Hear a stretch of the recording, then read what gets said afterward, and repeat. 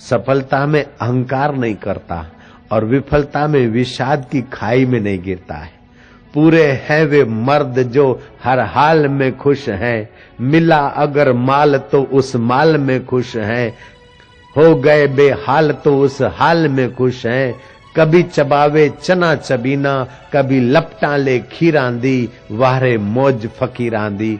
कभी तो ओडे शाल दुशाले, कभी गुदड़ियां लीरांदी, वारे मौज फकीरांदी। मंग तंग के टुकड़े खांदे, चलदे चाल अमीरांदी, वारे मौज फकीरांदी, वारे वाह। दो विद्यार्थी बोर्ड की परीक्षा देकर अपने घर लौट रहे थे।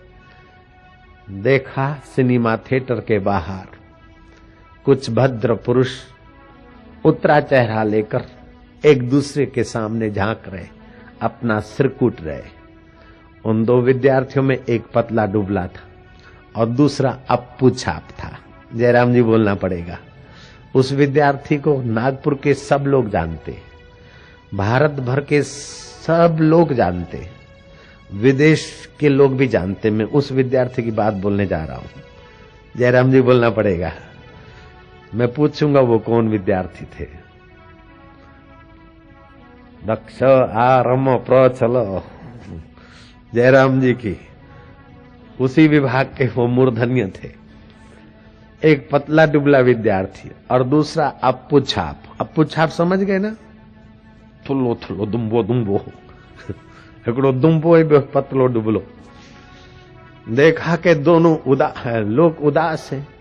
उस पतले दुबले शेर दिल विद्यार्थी ने पूछा कि तुम उदास चेहरा लेकर खड़े हो, क्या बात है?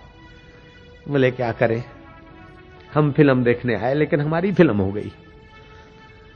महिला विभाग के दौर पर शराब पीकर अंग्रेज अमलदार हमारी बहु बेटियों को बाहर नहीं आने देते हैं और उनके सामने बुरी नजर करके कुछ का कुछ नशे में बक रहे। क्या करे, अंग्रेज शासन है, हम लोगों का तो कोई नहीं। उस पतले दुबले विद्यार्थी ने साथी को कहा कि चलो अपन इनको मदद करें। उसने बोला ये तो अंग्रेज अमलदार, पुलिस अमलदार, अपन साधारण आदमी। लेकिन गीता का उपासक वो पतला दुबला शेर, जयराम जी की समझने वाले समझ रहे हैं थोड़ा थोड़ा कि हम तो मदद करेंगे। वो अप्पू तो घर भाग गया, लेकिन ये पतला दुबला विद्यार्थी उन नशेबाज अंग्रेज ऑफिसर पुलिस ऑफिसरों के पास पहुंचा। दरवाजे से हट जाओ, महिलाओं को बाहर आने दो। Why Indian man go why. Indian man ने कहा हम इंडियन मैन है और फिर तुम्हारे हक में धमकी में हम दब मरेंगे? नहीं, हम भारतवासी, हम सत्य के पुजारी हैं, अहिंसा के पुजारी हैं, लेकिन हिंसक के आगे दब मरने वाले कायर भी तो हम नहीं हैं। जयराम जी की हम सहिष्णु हैं लेकिन बेवकूफ नहीं हो सकते। हट जाओ यहां से। बाय बकने लगे।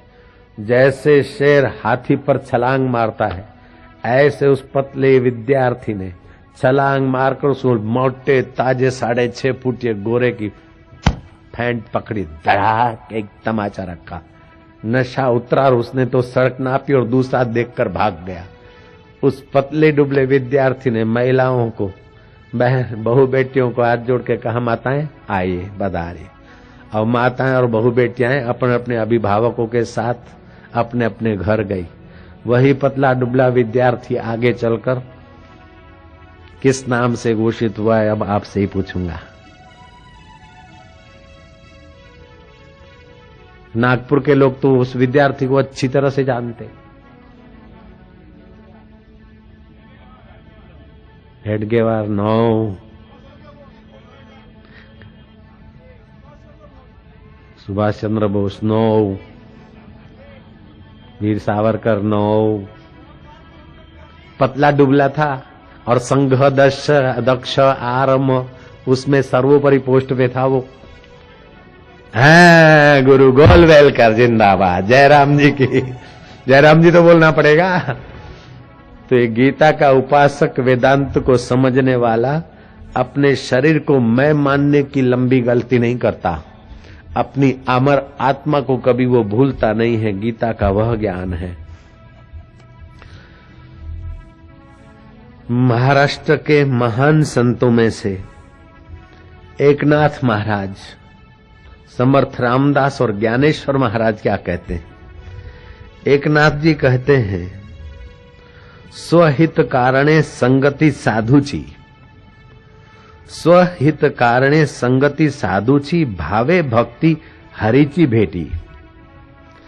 हरि हरि तेथे संत, संत तेथे हरि, ऐसे वेदचारी बोलता थी। साधु संतों का संग पूरी श्रद्धा के साथ करना चाहिए। जहां संत निवास करते वहां पर परमेश्वर का सतत वास होता है, ऐसा चारों वेद कहते हैं। वास्तव में तो परमात्मा सर्वत्र है, सर्वव्यापक। लेकिन जहां संत जैसे, जहां सूर्य है वहां रोशनी, जहां चंद्रमा है वहां चांदनी है, जहां कुसुम है वहां सुगंध है, जहां सरोवर है वहां लहरियां हैं, जहां संत है वहां सत्संग है, और जहां सत्संग है वहां परमात्मा तत्व की जागृति है। महाराज, काष्ठ में तो अग्नि छुपी है, लेकिन जहां अग्नि जगाई जाती है वही अग्नि अंधकार मिटाती है और ठंड को हटाती है। ऐसे परमात्मा तो ओतपोत सारे ब्रह्मांड में व्याप्त है। जैसे गहनों में सोना व्याप्त है, तिल्लों में तेल व्याप्त है, चकमक में आग, तेरा प्रभु तुझ में है, जाग सके तो जाग। ना अयम आत्मा बलहीने न लभ्य, ये दुर्बल आदमी को आत्म अनुभव नहीं होता है। गीता का उपासक दुर्बलता को दूर से ही धकेल देता है, और गीता का उपासक अहिंसक पर खामखा वार नहीं करता। जयराम जी बोलना पड़ेगा। गीता का उपासक अहिंसक पर खामखा वार नहीं करता और हिंसक से खामखा दब नहीं मरता। गीता का उपासक सफलता में छकता नहीं और विफलता में सुकड़ता नहीं है। गीता का उपासक जानता है, सुखम वा यदि वा दुखम स योगी परमो मता। यह भी देख वह भी देख, देखत देखत ऐसा देख, मिट जाए धोखा और रह जाए एक। गीता का उपासक दुख सुख में स्वस्थ रहता है, सौम्य स्थित रहता है। आप कृपा करके दुख के भोक्ता मत बनिएगा। दुखद अवस्थाएं तो आती है, अन्यायकारी अवस्थाएं तो आएगी, साधारण आदमी के जीवन में भी आया होगा। क्या ऐसे ही थोड़े बन गए? कई बार अन्याय भी सहा होगा, लेकिन अन्याय सहकर हाय रे भाग्य नहीं कूटा होगा, जूझे होंगे।